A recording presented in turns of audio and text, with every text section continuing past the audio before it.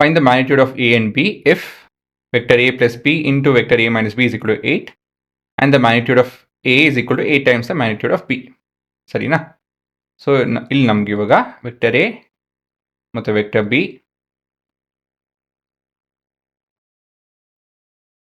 ಈ ರೀತಿಯಲ್ಲಿ ಈ ರಿಲೇಶನ್ಶಿಪ್ ಕೊಟ್ಟಿದ್ದಾರೆ, the dot product between dum. So ನಾವು ಇವಾಗ ಡಿಸ್ಟ್ರಿಬ್ಯೂಟಿವ್ ಪ್ರಾಪರ್ಟಿ ಉಪಯೋಗಿಸ್ಕೊಂಡು ಇದನ್ನು ಎಕ್ಸ್ಪ್ಯಾಂಡ್ ಮಾಡ್ತು ಅಂತ ಹೇಳಿದ್ರೆ minus vector A dot vector B plus B dot A minus B dot B ಈ ರಿಸಲ್ಟ್ ಬರುತ್ತೆ. ಡಿಸ್ಟ್ರಿಬ್ಯೂಟಿವ್ ಪ್ರಾಪರ್ಟಿ ಉಪಯೋಗಿಸ್ಕೊಂಡು ಇದನ್ನು ಎಕ್ಸ್ಪ್ಯಾಂಡ್ ಮಾಡ್ತು ಅಂದರೆ this is equal to 8. There is a fact.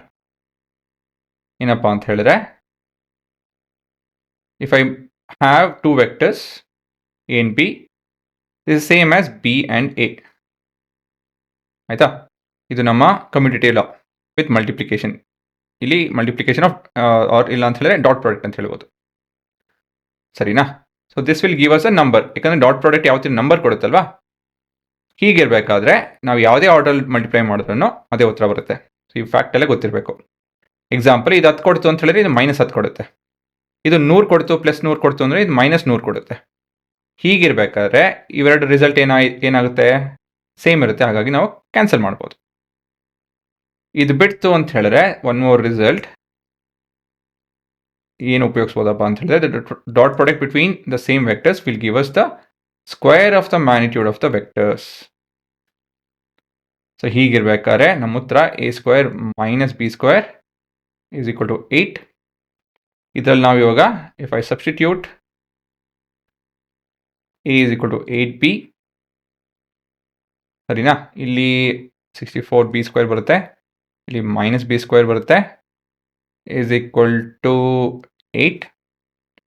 So b² is equal to 8/63 ಆಗುತ್ತಿದ್ದು. Again calculation ಎಲ್ಲ ಮಾಡ್ಕೊಂಡು ಕೂತ್ಕೊಳ್ಳೋದಕ್ಕಾಗಲ್ಲ. ಇದು 2√2 ಬರುತ್ತೆ. ಸೊ ಇವೆಲ್ಲ ರಿಸಲ್ಟ್ಸ್ ನೀವು ತಲೆಯಲ್ಲಿ ಓಡಿಸ್ಬೇಕು. 3√3 ಬರುತ್ತೆ ಇದು.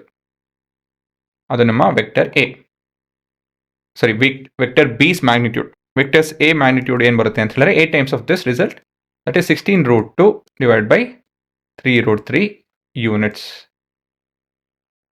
So this is also some unit ಅಲ್ಲ, ಯೂನಿಟ್. ಸರಿನಾ ಹುಡುಗರ? ಇವೆಲ್ಲ ರಿಸಲ್ಟ್ಸು ಗೊತ್ತಿರಬೇಕು.